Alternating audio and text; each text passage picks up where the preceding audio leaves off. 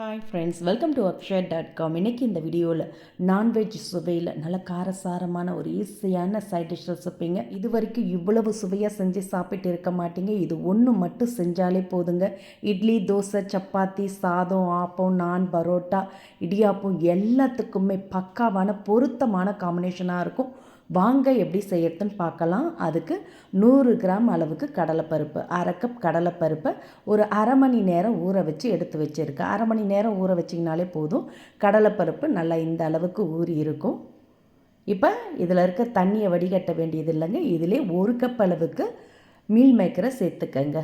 Soya தான் சேர்த்துருக்கேன். இது மாதிரி சின்ன சோயாவாக பார்த்து சேர்த்துக்கங்க. எந்த கப்பில் கடலைப்பருப்பு எடுக்கிறீங்களோ அதே கப்பில் 1 கப் அளவுக்கு மீல் மேக்கர் சேர்த்துக்கங்க. அப்படியே அந்த ஊற வச்ச தண்ணியிலே சேர்த்து ஒரு முறை நல்லா அலசிட்டு தண்ணீர் ஊற்றி அப்படியே ஒரு 5 நிமிஷம் ஊற விட்டுடுங்க. தாளிக்கிறதுக்குள்ளே ஊறிடும். தண்ணீரை ஒட்ட பிழிஞ்சிட்டு அதுக்கப்புறம் சேர்த்துக்கலாம்.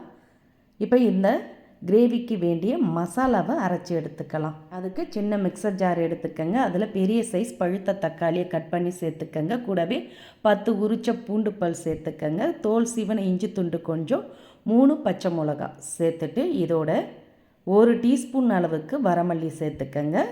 கூடவே 1 டீஸ்பூன் அளவுக்கு சோம்பு சேர்த்துக்கங்க. அரை டீஸ்பூன் அளவுக்கு மிளகு சேர்த்துக்கங்க. இது கூடவே 3 ஏலக்காய், 2 கிராம்பு, ஒரு சின்ன துண்டு பட்டையும் சேர்த்துட்டு தேவையான அளவு தண்ணீர் சேர்த்து மைய அரைச்சி எடுத்துகிட்டு வந்துடுங்க. இந்த அளவுக்கு கொஞ்சம் திக்காகவே மைய அரைச்சி எடுத்து வச்சுக்கோங்க. இது அப்படியே இருக்கட்டும். இப்போ தாளிக்கிறதுக்கு குக்கரை சூடு பண்ணிக்கலாம். அதில் 2 டேபிள் ஸ்பூன் அளவுக்கு சமையல் எண்ணெய் ஊற்றிக்கங்க. எண்ணெய் சூடானதும் அரை டீஸ்பூன் ஜீரகம் சேர்த்துக்கங்க. கூடவே அரை டீஸ்பூன் சோம்பு சேர்த்துக்கங்க. இப்போ நல்லா பொரிஞ்சதும் இதோட 2 பெரிய சைஸ் வெங்காயத்தை கட் பண்ணி சேர்த்துக்கங்க. சேர்த்து நல்லா வதக்கிக்கங்க. வெங்காயம் ஓரளவுக்கு இது மாதிரி வதங்கி வந்ததும் இதோட ஃப்ரெஷ்ஷான கருவேப்பிலை சேர்த்துட்டு கூடவே ஒரு கைப்பிடி அளவுக்கு ஃப்ரெஷ்ஷான புதினா அலசிட்டு சேர்த்துக்கங்க.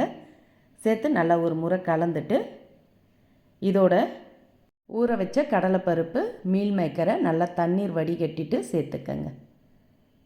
இது மாதிரி ரெண்டையுமே சேர்த்து நல்லா ஒரு முறை கலந்துடுங்க.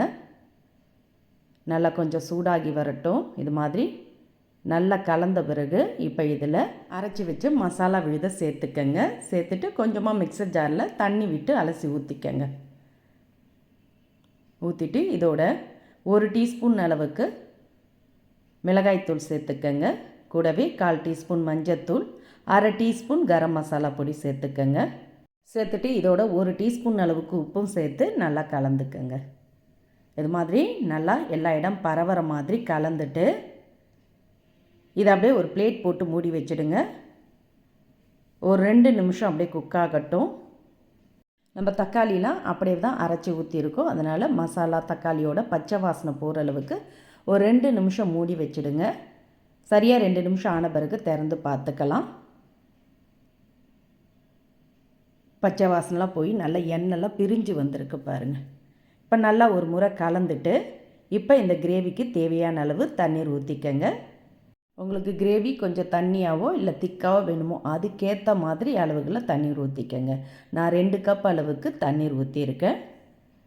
தண்ணீர் ஊற்றி கலந்துட்டு உப்பு கரெக்டாக இருக்கா செக் பண்ணிக்கங்க. இந்த டைமில் உப்பு பத்தாட்டி கொஞ்சம் சேர்த்து கூட நீங்கள் கலந்துக்கலாம்.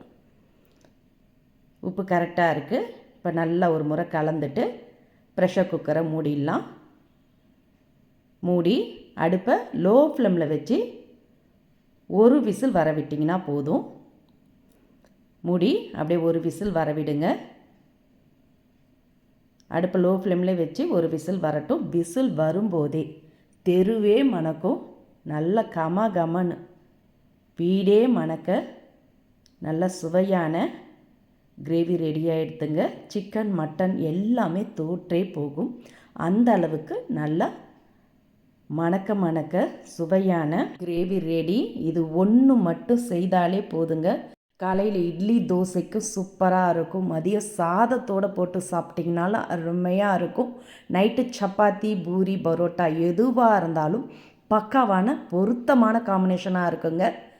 நல்ல சுவையான புரோட்டீன் ரிச்சான இந்த சைட் டிஷ் ரெசிப்பியை நீங்களும் இதே மாதிரி இதே அளவுகளோட கண்டிப்பாக ட்ரை பண்ணி பாருங்கள். ட்ரை பண்ணி பார்த்துட்டு உங்களோட கருத்துக்களை கமெண்டில் தெரிவிங்க.